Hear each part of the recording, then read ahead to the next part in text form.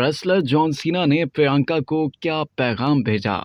बॉलीवुड के बाद हॉलीवुड में अपनी अदाकारी के जौहर दिखाने वाली अदाकारा प्रियंका चोपड़ा का अदाकार और मशहूर रेसलर जॉन सीना ने नई फिल्म में काम करने पर भरपूर खैर मकदम किया। अदाकारा प्रियंका चोपड़ा हॉलीवुड में एक नई फिल्म हेड ऑफ स्टेट में काम करने के लिए तैयार हैं। इनके साथ अदाकार इदरीस अल्बा और जॉन सीना भी जलवागर होंगे। इसी हवाले से जॉन सीना ने ट्विटर पर प्रियंका चोपड़ा को पैगाम देते हुए लिखा कि ऐसी ख्वाबों की टीम को जमा करने के लिए अमेज़न स्टूडियोज का शुक्रिया। हेड ऑफ स्टेट में इदरीस अल्बा और नई कास्ट और आलमी शोहरत याफ्ता अदाकारा प्रियंका चोपड़ा का खैर मकदम करने और इनके साथ काम करने के लिए पुरजोश हूँ। जिसके जवाब में प्रियंका चोपड़ा ने जॉन सीना का पुरजोश खैर मकदम करने पर शुक्रिया अदा किया और लिखा कि मुझसे भी इंतजार नहीं हो रहा, मैं भी काम करने के लिए बेताब हूँ।